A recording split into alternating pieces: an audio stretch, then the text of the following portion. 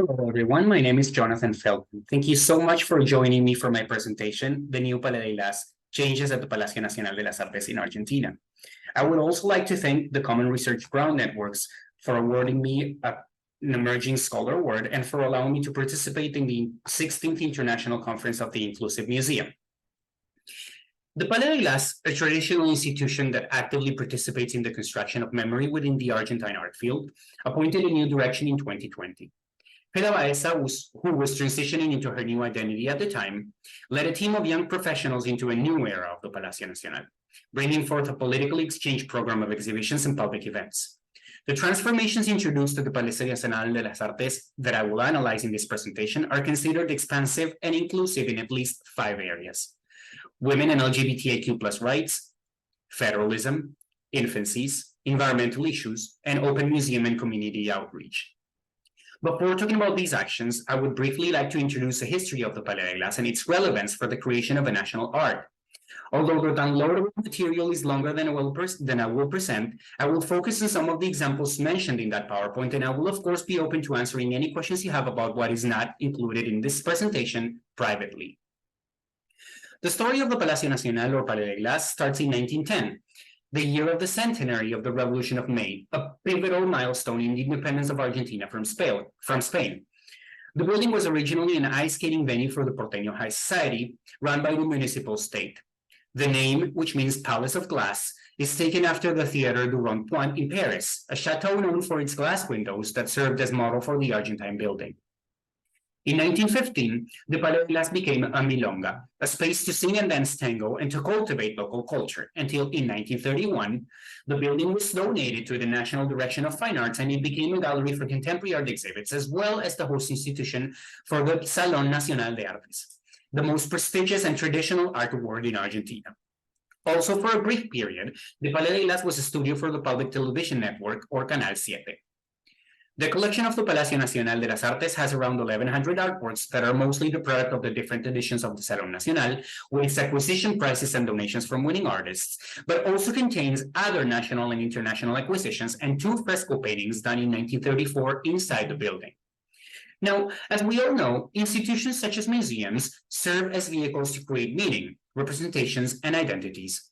As such, exhibition and public programs at spaces like the Palais de Glace have particular significance in the confirmation of a society's public memory. Like the Salon itself, the purpose of the Palais de Glace was to produce and collect the artistic memory of a nation, to crystallize the concept of Argentine art.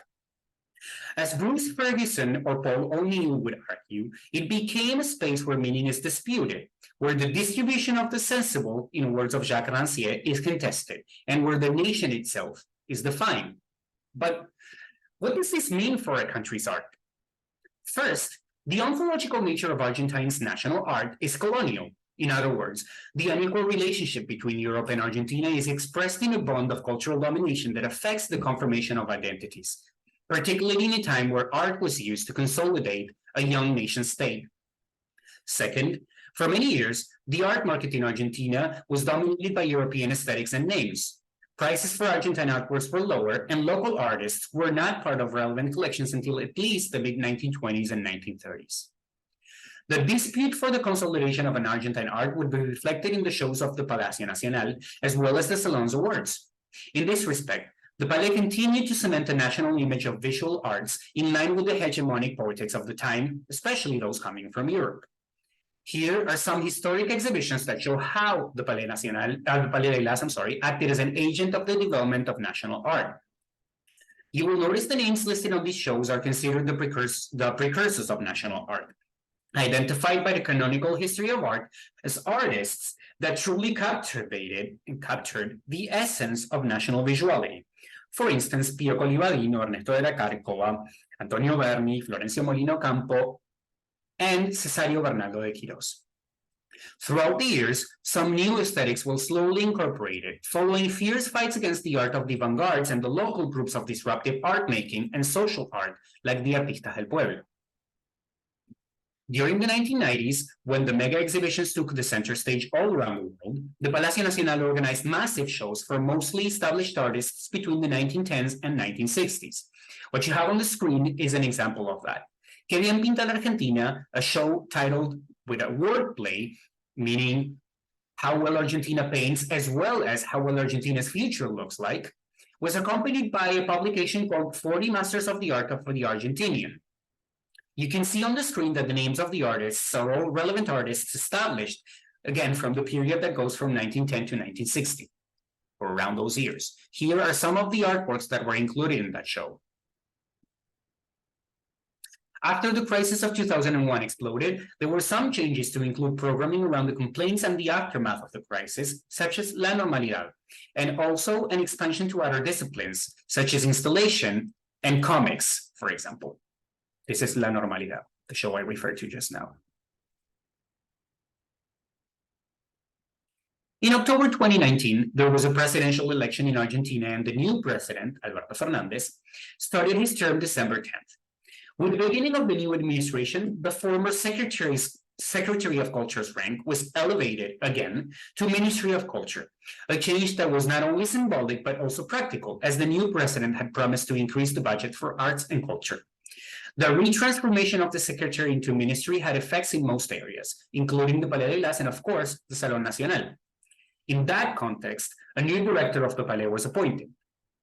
Dr. Federica Baeza, a well-respected curator and scholar, took over the collections, projects, and obligations of the Palacio Nacional in April 2020 under her former name, Federico. Her new role coincided with her new life.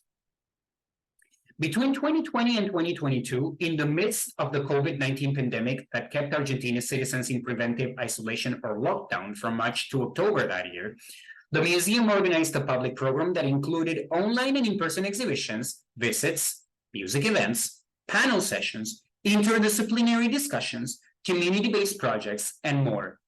At the core of this program was an idea of change, an idea of shift towards themes and concerns that so far the Palais has shied away from or had completely ignored. Specifically, I refer to actions around at least 4 topics: women and LGBTIQ+ identities, federalism, infancies, environmental issues, and open museum and community outreach. Let's see together some of the shows, programs, and online events and other strategies implemented at the Palacio Nacional to significantly transform this traditional institution into an inclusive and expansive environment.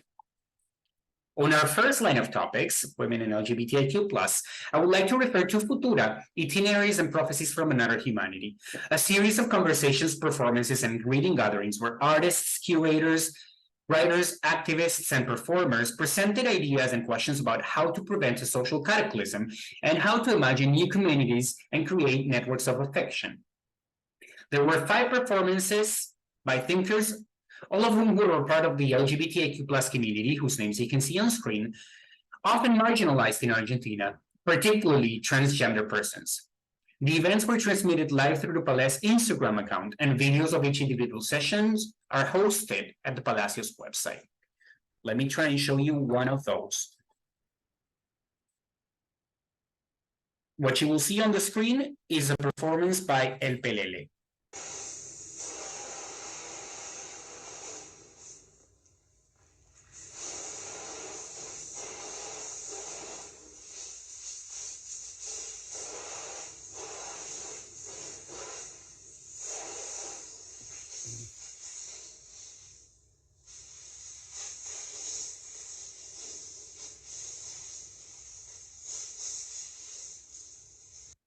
Very well.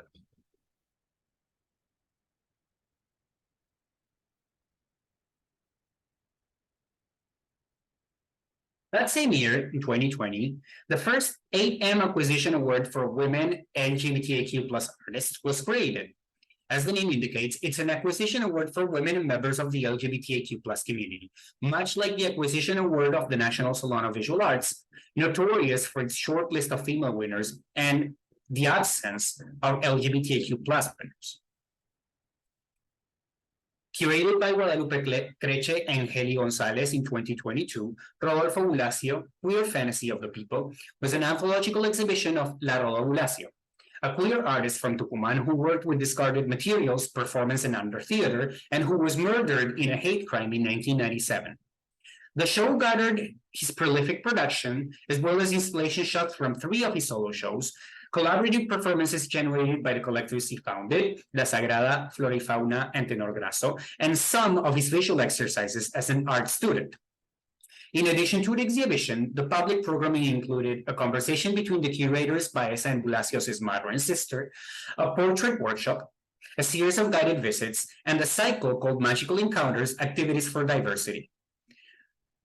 The Magical Encounters included an exchange between queer artists from the Northwest region of Argentina and trans dissident activist Pia Ceballos, a fashion show and festival in memory of Palacio, a dance workshop led by Alexis Mendez from Humahuaca, province of Jujuy, a regional Pumaraqueña music workshop led by Marina Lautaro Vilte from Purmamaraca, Jujuy, a poetry workshop, and an urban dance and voguing workshop.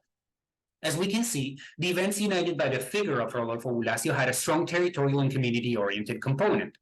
The inclusion of regional elements, such as certain sounds or music instruments, was highlighted and complemented by the conversations they enabled in relation to identity and diversity, as well as a revision of circumstances and contexts that allow hate crimes to prosper. As for our second topic, as for the topic of federalism, I would like to point out Federal Gaze, which is a program that ran for a year starting September 2021. With Federal Gaze, the Palais was able to reach circuits outside the capital city of Buenos Aires, where most of the institution's awards and collections are. The proposal was to allow curators from other provinces, in this case, Córdoba, to imprint their own look on groups of artworks from the Palacio Nacional's collection and have the shows travel all around their province. There were 2 circuits, north and south, each with an itinerant show that traveled to different cities and was curated by a local professional. The North Circuit show was called The Visible and the Invisible, an itinerant case, and it was organized around the topics of traveling, tracing paths, movement, and visibility. On the other hand, the South Circuit exhibition was titled There, Where I Was, Everything Was New. And it was inspired by the 10 simultaneous fires that extended all through Córdoba that year, causing millions of dollars in damages and leaving hundreds of families without homes. The exhibition focused on showing a way forward after everything had burned, forming a community of artworks away from the notion of authorship and establishing a relationship with others and with nature. The idea of traveling shows that can bring the collection of the Palais to other provinces is not new. In fact, it has become a common practice for the Palais and its salones nacionales to travel since at least the 1920s. Remarkably, however, provincial and regional made art was ignored by the Salon Nacional since their inception, until it became prominent during the rise of Peronism and went back to darkness after it. Therefore, Federal Gaze is relevant and is open as it opens up space for provincial narratives to be told by local artists and curators. And in this sense, Federal Gaze is more rooted in a decentralized or decolonial thought than any federal program ever held at the Palais de Glace before. As for the topic of infancies, in 2022, visual artist Claudia Del Rio was invited to curate Good Morning, I Love You at the Museo de la Cárcova, a venue that belongs to the University of the Arts, where Baeza has taught for many years. The show was a dialogue between the collections of the museum and the Palais through a narrative that is inspired by the invisibility of children in art institutions. Its purpose was to highlight sensations, relations, and movement tropes of children when they are confronted with art institutions. It was also a way to display artworks that are usually stored and making them available for larger audiences. The shift of gaze towards another representative community, in this case children, and the rotation of otherwise unavailable artwork was a successful combination since it allowed both the inclusion of kids and the renewal of the adults' experience with the collection. The show was planned at the height of the children. In that way, children could relate to the objects and the artworks in their own level and do not have to look up to be able to understand the artworks. Additionally, the education department organized a series of events for children and families that included a series of workshops. For instance, Undoing Stereotypes Through Drawing, which was a workshop to create portraits, and A Pretty Eye, Model to Build, which was a puppet workshop where they taught about body and identity acceptance. Also, there was a rap guided visit by music artist CH to the show.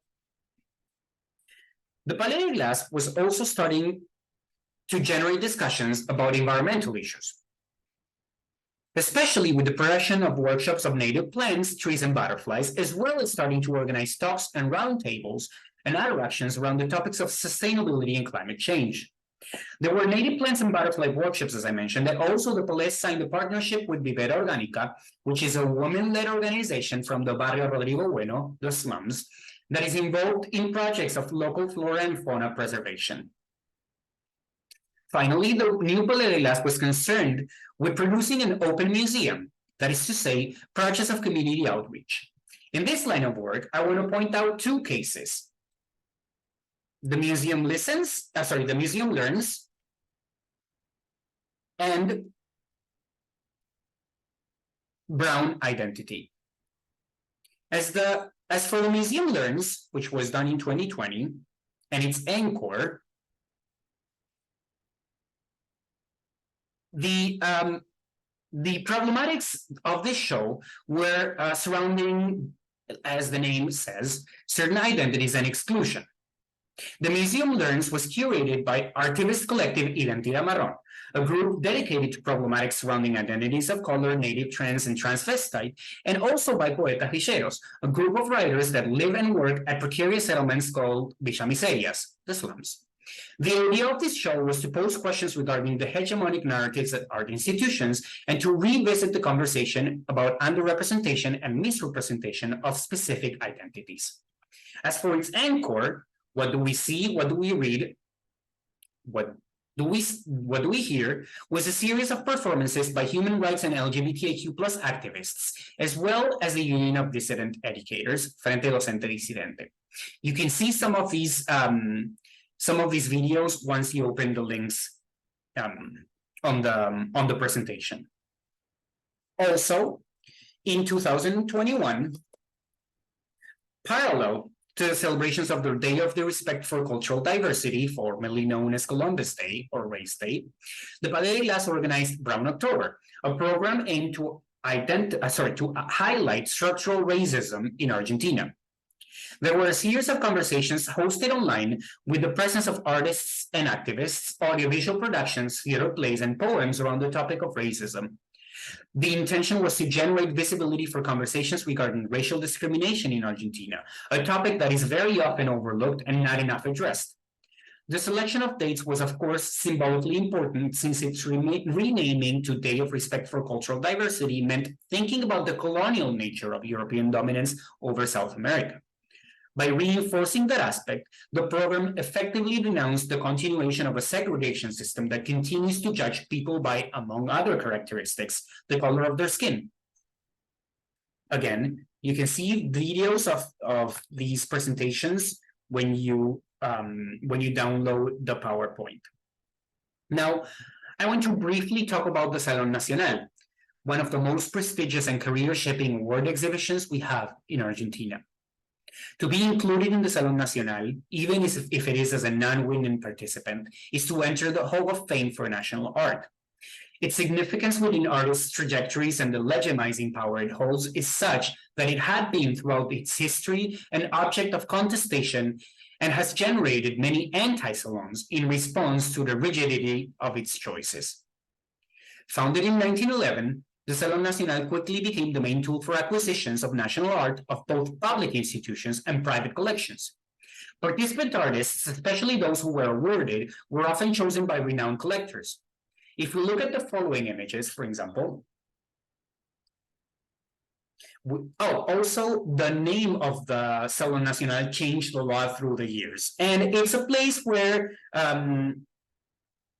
of dispute, I would say, over what the national identity and accepted art is. As for the awardees, if we take a look at the following images of all the winning artists in one category, in particular, Great Honor or Great Acquisition or Medal of Honor or President of the Nation Award for paintings, we will see all through the years two things, or we can point out at least two things.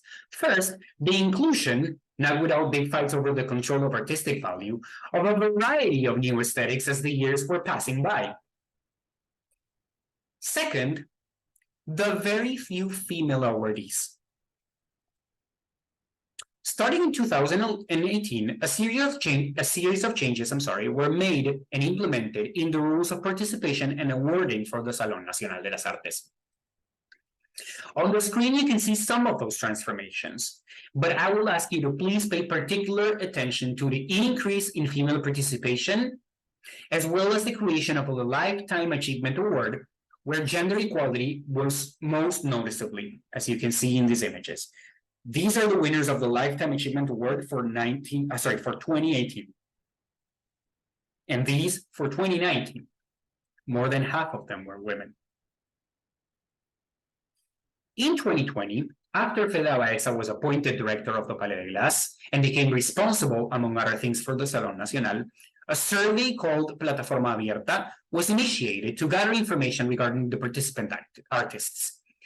After a controversy over the use of certain gender-specific terminology, Plataforma Abierta showed some interesting results. I chose to focus on three. First, more than half of the participants were women, transgender, or non-binary persons. Two, over 75% of the artists live in the metropolitan area of Buenos Aires. And three, almost half of our participating artists were unregistered workers, meaning they do not receive Social Security, health insurance, or any of the benefits Argentina law bequests people with registered employment. With these results in mind, it's interesting to analyze some of the artworks and changes made to the Salón Nacional into 2020, as well as the edition of 2022. I will point out some of them. These are some of the changes made to the edition of 2020-2021, which were put together because of the pandemic. Notice how 30% of participant artists must be from provinces outside of Buenos Aires. They were aiming for 50% of women artists. It is the first time in history that transport is paid by the Palais de Galace to bring artworks from other provinces. And also, there were some changes made to the Lifetime Achievement Awards conditions, which is the very first circle to the left. These are some of the artworks that I'd like to point out were part of the shows in 2020-2021. Metra Corpiño Matilde, Modelo COVID 2020 by Copi, Comando Corpiño Piquetero, is a machine gun made of recycled materials such as plastic bottles of bleach and shampoo, bags, and papers, covered by stitched and embroidered brassieres. The artist, a jewelry maker and militant of gender and LGBTIQ+ related causes, appeals to a female item turned into a weapon with the aid of discarded materials to denounce the incessant violence against women and dissident identities in our country. An argument could also be made regarding its recognition of the additional difficulties faced by these groups during and after the pandemic.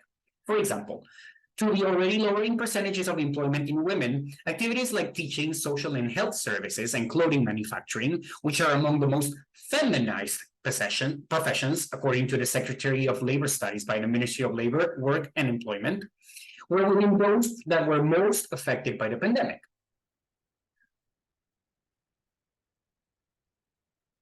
Another example I'd like to point out is Get Out by Martín Girolamo.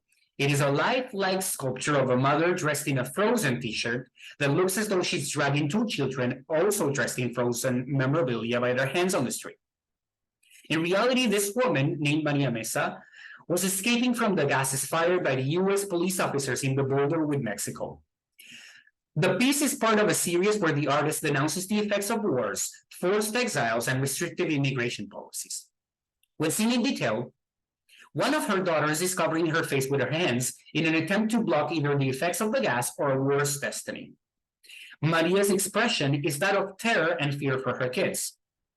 The juxtaposition of the American dream represented by the Disney wardrobe and the effects of some of American decisions create tension and make the sculpture a brutal statement of reality. As we can see, the concerns presented by the Salón Nacional were not merely aesthetic, but also political. These are some images of the National Salon. And they were in perfect synchrony with topics that the artistic community and the human race in general demand we pay attention to. Human rights, gender and sexual related violence, environmental issues, and some more.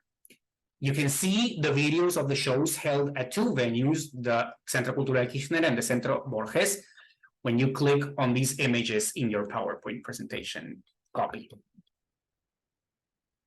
Some more changes were added in 2022 to the rules of the Salón Nacional. Some of them you can see on the screen. Particularly pay attention to the participation of other provinces from Buenos Aires, which was increased to 50%, and the addition of a 5% participant rule for non-binary or transvestite population. After all these changes were made, the Salón Nacional opened its doors with more artworks that were disruptive to the traditional narratives of the salon. Del Placer al Dolor by Milagro Tejerina is an experimental textile made of felt, textile discards, and plastic-made crochet. The artwork reflects Tejerina's upbringing in Caimancito, a town known for sugarcane plantations, big trees, and a river that surrounds it. And her family's moved to the big city of Libertador, where everything was cement. The piece is an ode to the Pachamama, Mother Nature, and it denounces the need to reconsider the production processes of Argentina's agricultural exports. But it is also an aesthetic response to the artist's memories, as well as the representation of a larger social memory, particularly that of a regional artistry. Last, I would like to mention Dispositivo de Dibujo Interespecies by Virginia Huitron, a closed circuit of matter transformation that converts organic residue from a life cycle of the black soldier mosquito into food, while the mosquitoes are embedded with compost lactate ink that leaves a trace, therefore creating effectively a drawing where they move. Here too, the concern is about sustainability and also about species coexistence, about how humans can relate to other forms of life. If we consider the history of the Palais de Glace and of the Salón Nacional and the role in the shaping of Argentine art, we can quickly notice that the program developed by Feda Baeza and her team contests the very definition of social memory. The expansion of narratives and the inclusion of heterogeneous communities, identities, and aesthetics to the exhibitions and public programs indicates an interest in turning the Palacio Nacional into a decolonial institution. These transformations are part of a broader process of institutional reconsideration in Latin American institutions. For example, the Museo Nacional de Bellas Artes in Chile has incorporated a strong feminist case to their collections and shows. The Museo Nacional de Artes in Mexico has organized exhibitions and activities around topics of native cultures, arts, and foods to rethink the concept of modernity in Mexican institutions. Still, the Palais de Glace has managed to put forth a systemic network that's based on a common goal, to include those voices that have been ignored, to open up the museum to those who have been cast away, hidden, to participate in territorial-based projects and make an impact in their communities.